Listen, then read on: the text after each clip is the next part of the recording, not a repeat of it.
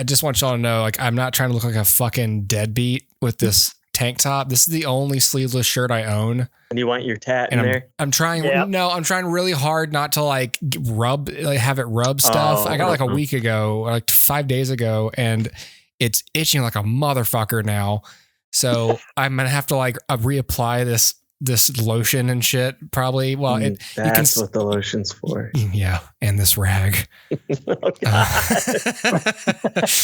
Please no. You can see though, like you can see all of my scab flakes just stuck to my arm from every time I've moisturized and rubbed them down onto this part of my arm. It's gross. It's not high res enough. I can't actually see that, but it's like a constellation of dead skin. It's gross. How many days did you, or people usually have the plastic on it or whatever for a little while? You wear the plastic for like an hour. That's it? Oh yeah. Wow. Yeah. Like she put the plastic on me. I drove home and that took it off. It's so funny that you sent that because literally that morning, Sarah and I had been talking. I'm just see if I can pull this up. If we ever got tattoos, what we'd get. Oh yeah. I don't think I can get a tattoo because I feel like I'd be so like critical of the artist's work for the rest of my life. That's why I have no problem picking a tattoo. Right. But I was like, I would do this. This is a very emotional episode of Pokemon. Snow Way Out? Dude, yes, it's No Way Out. I'm pretty sure that's what it is. I am left out of this reference. No, I don't know what this is. I was just reading what the JPEG said or whatever. Oh, really? Yeah. I can't. I don't know. I was like a Hooper with the fucking deep lore knowledge. I've never seen this episode. That title. Yeah, man. Is anybody recording? I'm rolling. Yeah. I'm not rolling. But yeah, Ash and his Pokemon get caught in this blizzard, and they're stuck in this cave. Oh wow, that's the title. Yes, there's no way out. And so he releases all of his Pokemon, and they all huddle together for warmth. And like 10-year-old Dustin's like bawling his eyes out, like, oh, they love him so much. I'll see if I were him, I'd be like, can I get in one of those Pokeballs? Can y'all teach me how to go in there? Is there food in there? No, you just dematerialize into a gelatinous monster. Yeah, you're just goo. Oh God! We can't go in there together, or we'll merge. All my insides are now outside. All right, how much free space do I have? Because I really don't want to start recording and then have it just stop. Yeah, that reminds me of everything I used to do on my MacBook Pro. I don't think I discovered external hard drives until I was like 2 kids deep in my marriage. Dude, I keep buying them thinking I don't have one, and then I find that I had a backup somewhere. So I've got like 4 backups over the course of like 8 years. Same. I've got like 5. And I don't know which one's on what. I'm like, I think I've just given up on data retention. Fuck it. I've got one that has like everything I did during SCAD, and that's all it has. And I don't think it's been fired up in like a decade, so it probably doesn't work, and all of that's gone. I'm saying it right now. I don't. You can't find them. Better buy a new one. Just go buy another one. Wait. Got it. Yeah. Hey.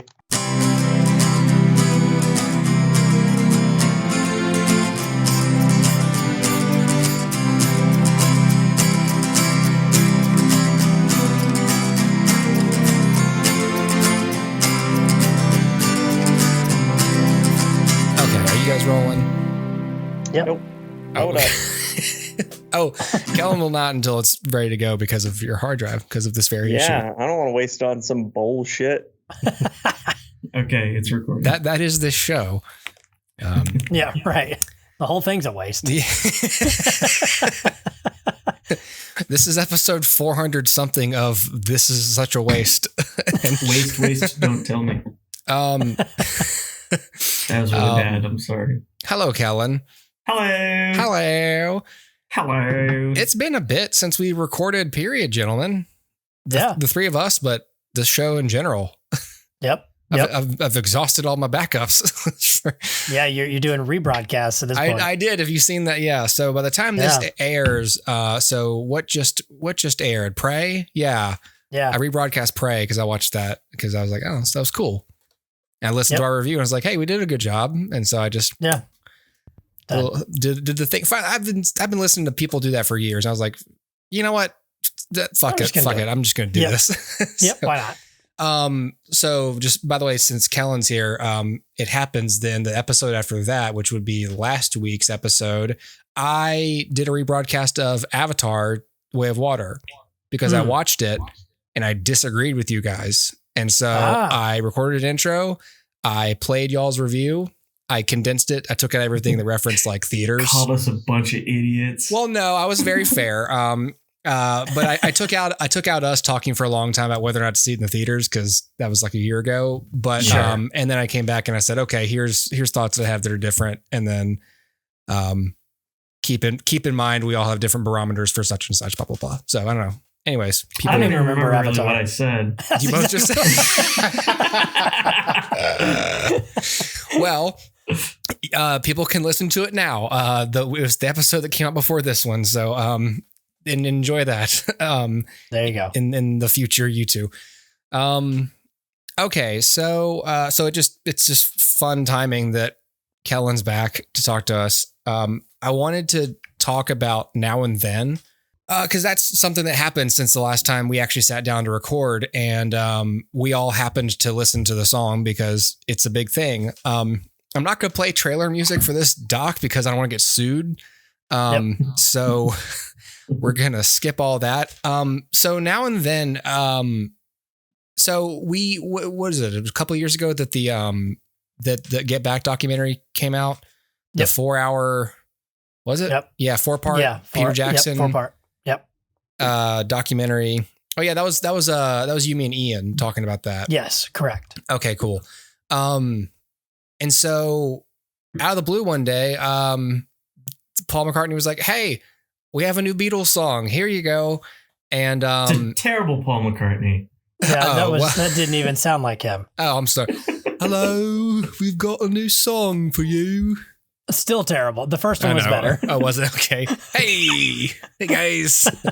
You sound like the Animaniacs Beatles. You should have heard us on that episode, Kellen. It was just 3 people going. Sorry, I totally interrupted. It's fine.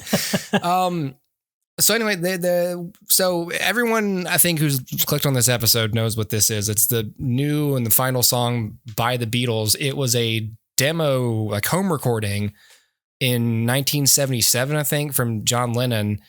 And obviously it never came to fruition. It never was produced into a song. He was killed. And in the mid 90s, I think 95, 96, the 3 surviving Beatles were getting together to do, anthology. The Beatles anthology, with other demos, Free as a Bird and Real Love being 2 of those songs.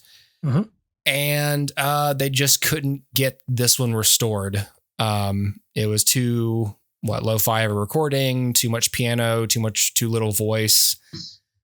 And it was the mid 90s. And then after George Harrison died, it was like, all right, well, I guess this is never going to happen. And then in the course of making Get Back, Peter Jackson was like, I'm not going to do the voice. Peter Jackson. I saw you try. I thought about it. I was like, no. Flitted across. I saw your whole face change into. And then did you see me like disengage? Like, no. Yeah. I was like, you were over there putting on khaki shorts and. If it's New Zealand, you just got to throw a lot of years. So we got a computer here. Yeah. Machine learning. That was pretty good. Well, okay. Not bad. So Peter Jackson said, we got all this complicated, cool shit that we can isolate tracks with now.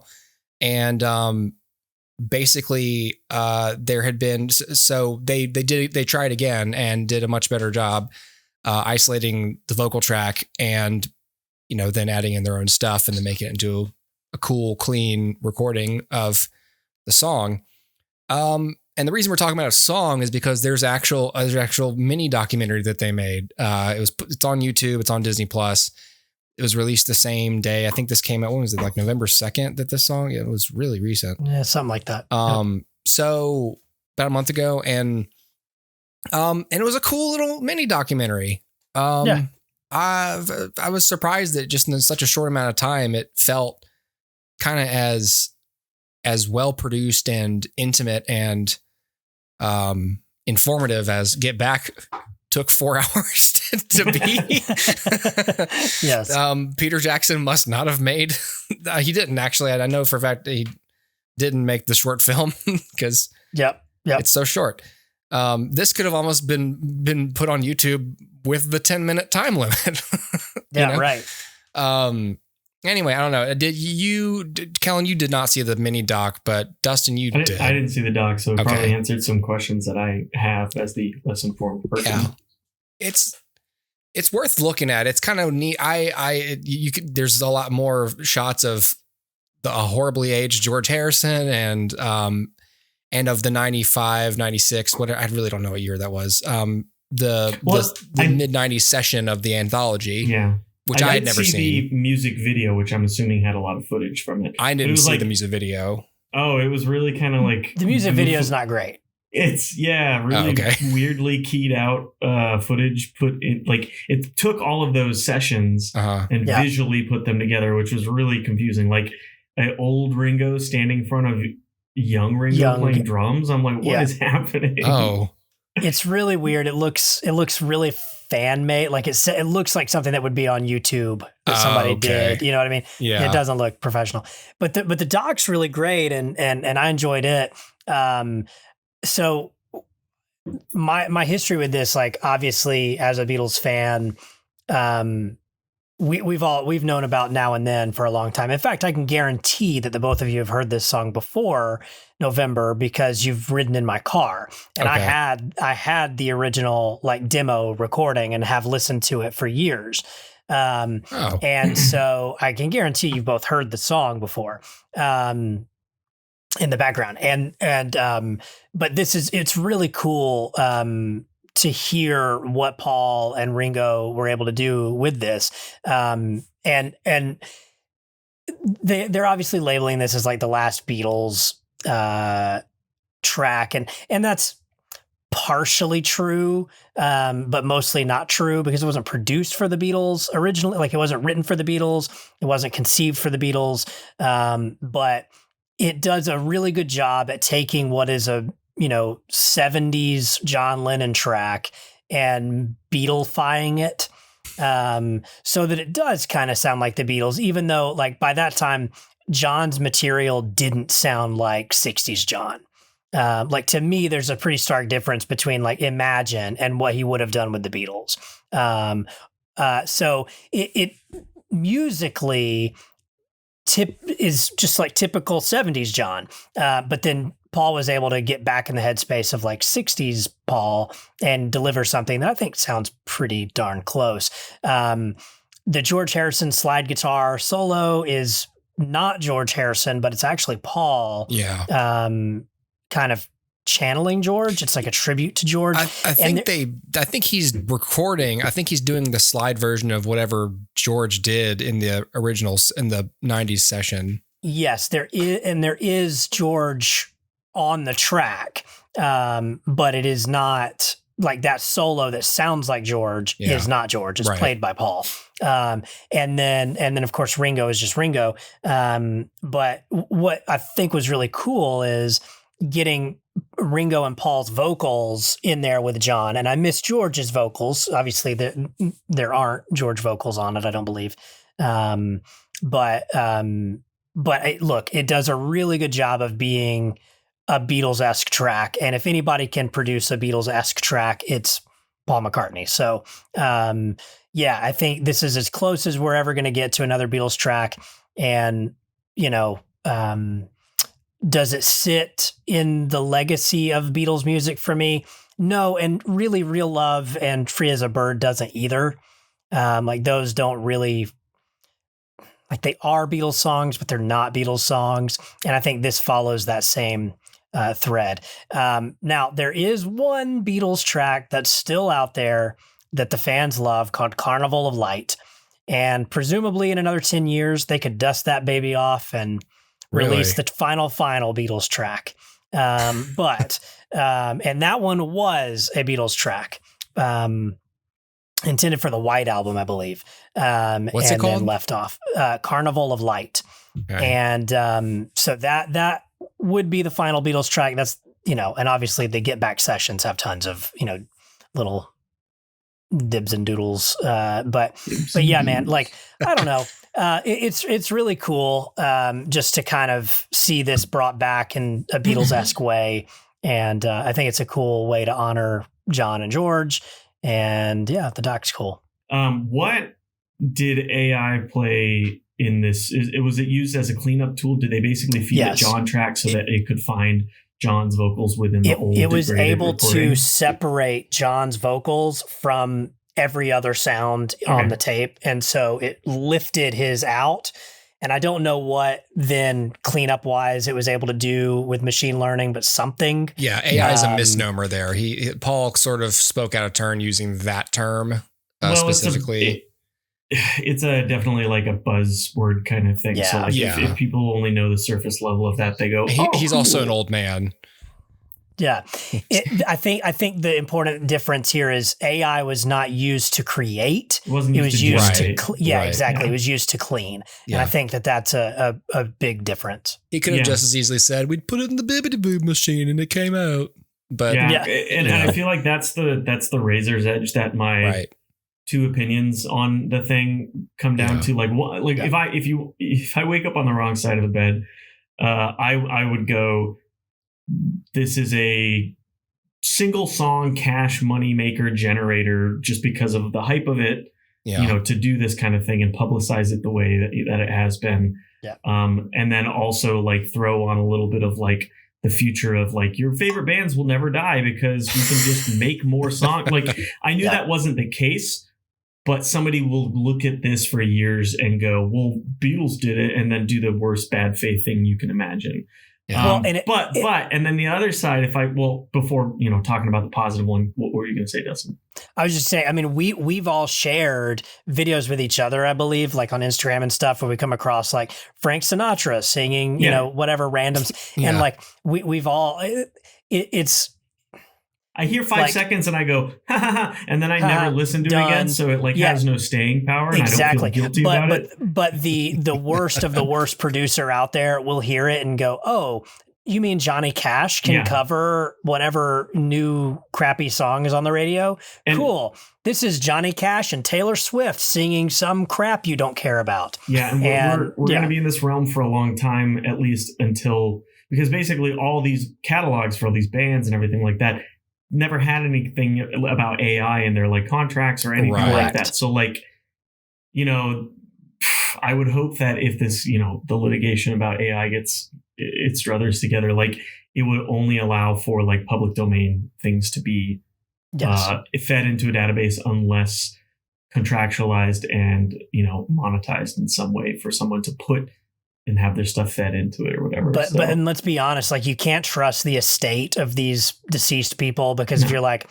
hey, do you want millions of dollars for us to reanimate your loved one? Yeah. Sure. Yeah. Well, it depends on the person, but it depends on the person. But if you go to Courtney Love and say, hey, we're gonna put Kurt Cobain in a new with BTS or whatever. Dude, even the little baby with the little penis wants some money these days. So I'm still going to call him a little baby with a little penis.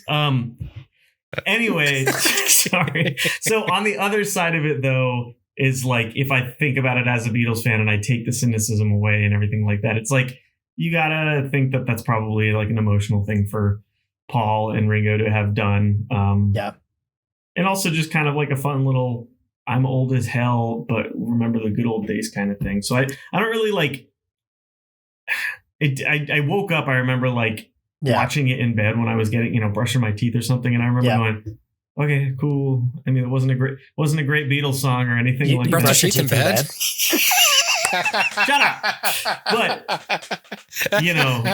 then later I was like, I guess that's good for you, man. I hope you enjoy your millions and millions of dollars from one song. Well, yeah, and I have to look at it and go, Paul doesn't need the money. Ringo doesn't need Ringo might need the money. Paul doesn't need the money, and the record producers can't make them do anything. at this point. Yeah. So if it happens, I have to assume it's with the best intentions, and it's probably just a couple of old guys feeling nostalgic. Yeah. And but also, don't you think like the only reason it could happen is because Paul is like the main voice and nobody else is? Like, if you had the four of them and you could explain to them exactly what they were doing, they would, and like John refused to sing or something, and they would all just go, Paul, it's pretty fucking stupid. Like, pretty much. That they, like, George and John would be like, I'm not doing this bullshit. We're not a band anymore. Stop it. Like, George hardly wanted to do anything in the 90s. I know. Like, that's one of the reasons they stopped this heroin in the first place. Sorry.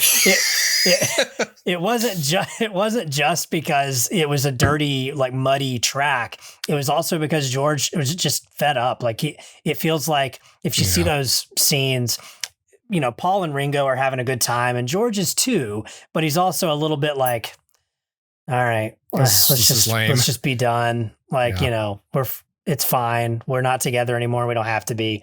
And it was fine.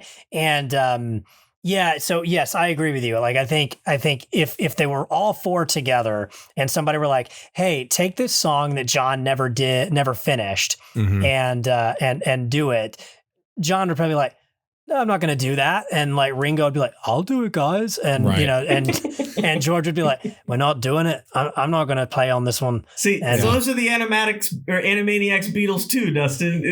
I know. That's the best ones. This is the 60s Beatles cartoon Beatles. Yes. And, I prefer the Vulture Beatles from Jungle Book. From the Jungle Book. Not that again. Yeah. Yeah. Don't start that again. Don't start that again. It's the Man Cub. Sorry. That was a half decent George Harrison there. Was it? I don't know which. I just know it's the vulture with the hair in his face. Are you gonna make fire and fight Shere Khan? When you do George, just keep your teeth together. Keep your teeth kind of close together. That's George. Yeah.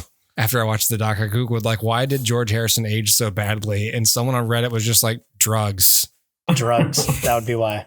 Yeah, more or less. Because it was like we lost George in 2001, and like they showed a video of him like walking in his garden or something. Yeah. It had been 5-6 years since they did the sessions, and the man looked 10, 20 years older. He looked like a 90-year-old man. Didn't he have cancer? I was gonna say, but bear in mind, in 2001 he was dying of cancer. He had cancer, man. Like, leave him alone.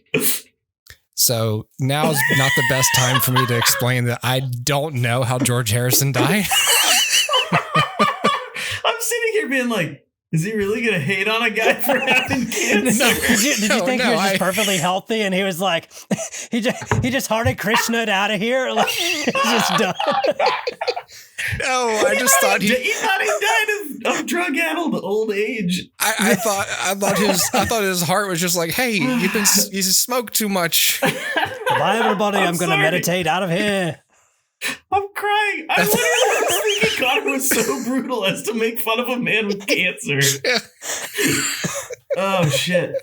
Oh boy. No, I was not. I didn't do my research. Nope.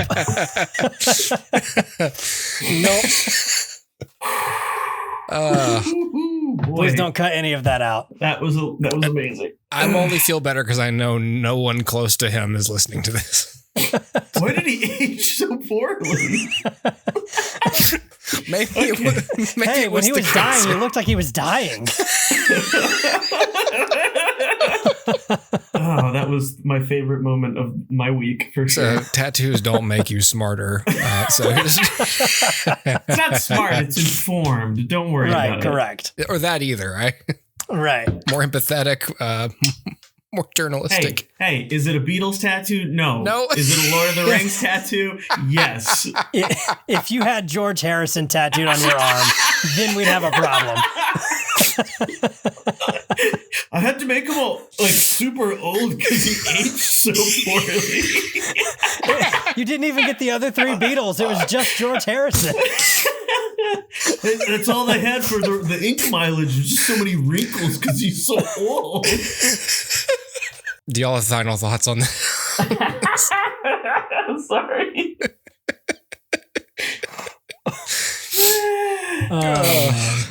No. Okay. Nope. All right, cool. All right. Well, rest in peace, George Harrison. Rest in peace, this podcast. And canceled. And canceled.